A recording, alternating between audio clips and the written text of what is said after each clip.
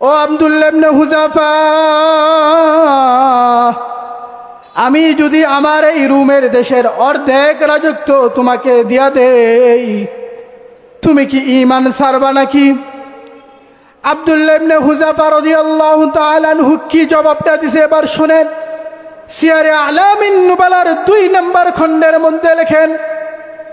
আব্দুল্লাহ ইবনে Hudhafa রাদিয়াল্লাহু তাআলা আনহু ওই খ্রিস্টান বাদশাকে বলতেছে, বাদশাহ তুমি কি ভাবছো